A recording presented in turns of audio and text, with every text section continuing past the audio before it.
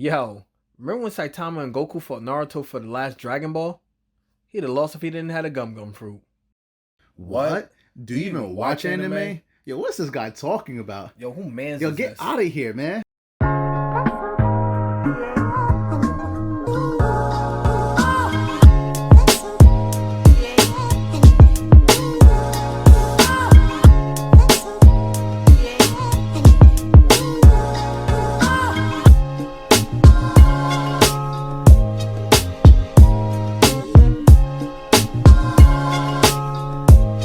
Alright, back here with another video. I am your host. This is KQ from KQ Anime.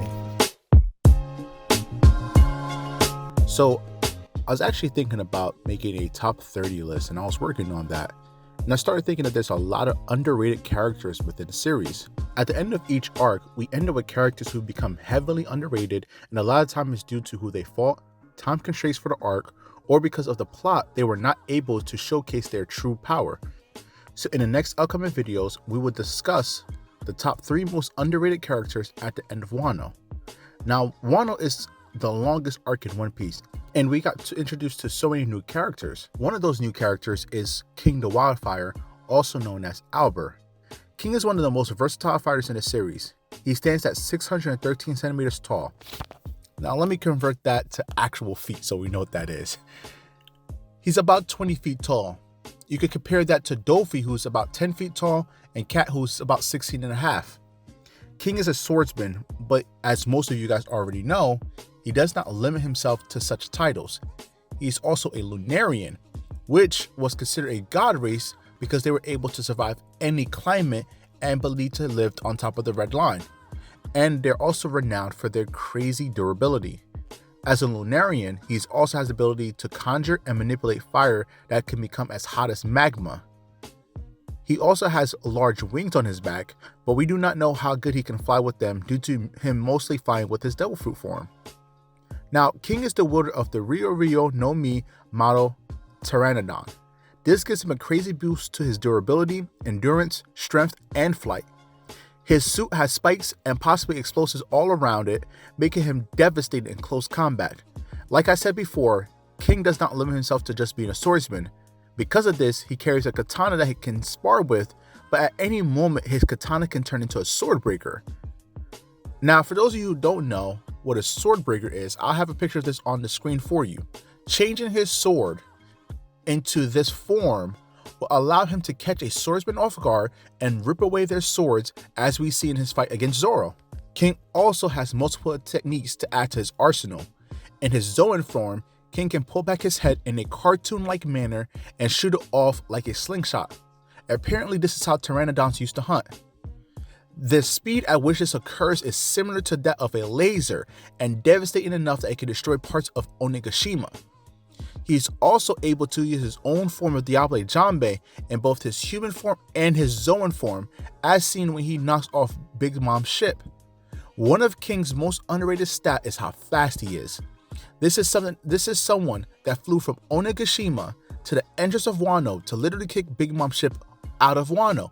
Keep in mind, Onigashima is considered a separate island from Wano and takes days for the Wano Alliance to make it there, and in a matter of seconds, King was able to fly over and catch Big Mom's ship in the air and kick it over the waterfall without anyone being able to stop him at all. Now, as I said before, Lunarians are known for their durability and endurance.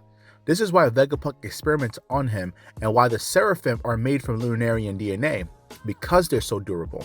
Now, when you add an ancient Zoan insane durability on top of this, King's durability starts going off the chart.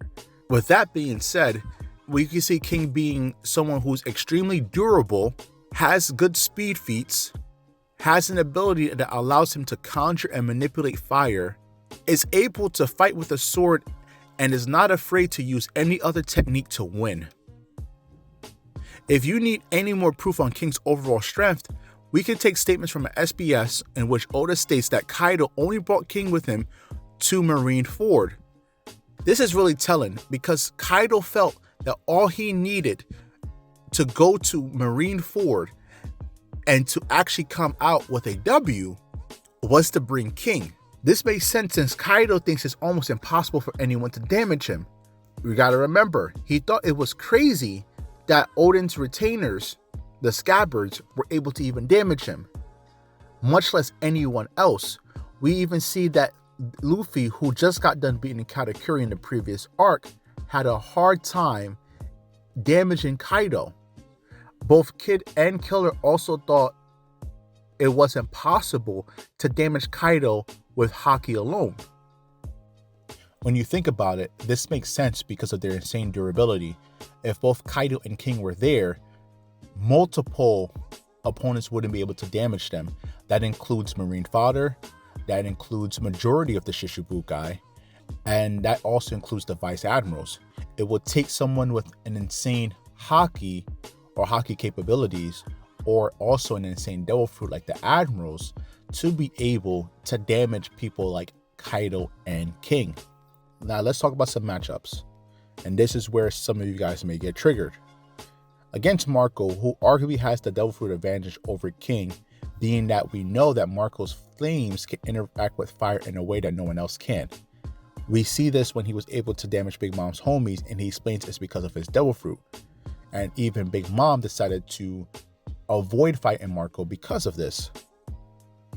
This ability can be used against King, who has fire on his back and is able to conjure and manipulate fire, and even possibly has explosions around his body, as we saw in his fight against Zoro. Even with this, King was not fazed by Marco's attacks and was still able to overpower Marco, albeit Queen was also there. But we saw that at the end of their scuffle, Marco was the one that was exhausted, tired, and on the ground, and King was the one still standing. And not once did they resort to using their hybrid forms. And we know that Zoans become stronger when they go into their hybrid form.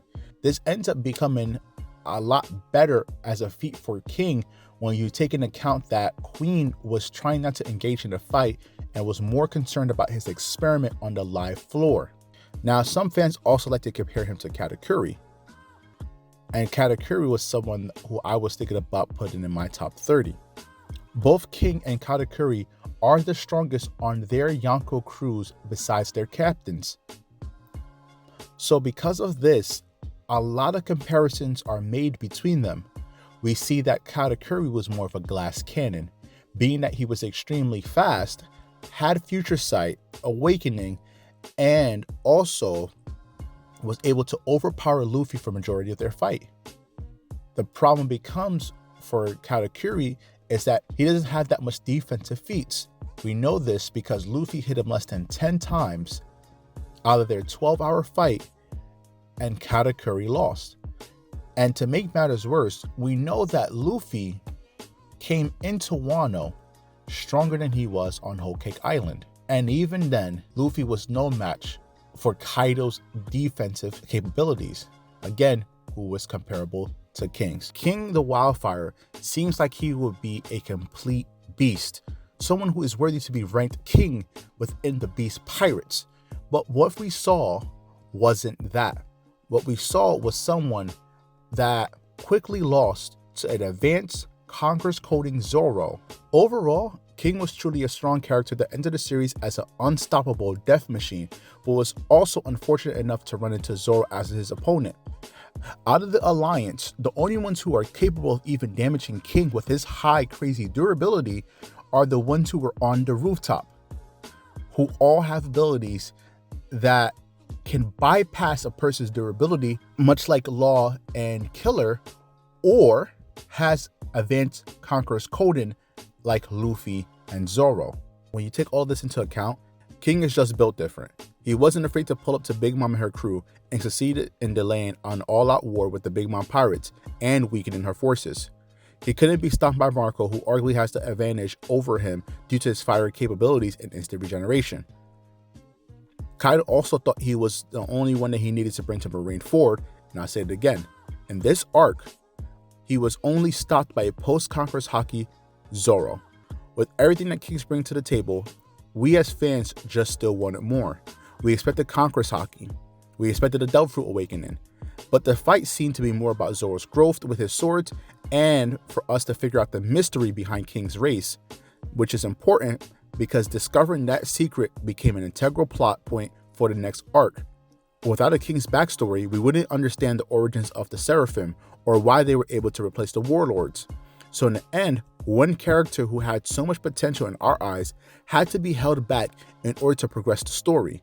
Due to this, it's easy to understand how King rose to be first on my list of one of the most underrated characters coming out of Wano. Let me know what you guys think. Did King live up to his expectations? Do you believe that he was awakened?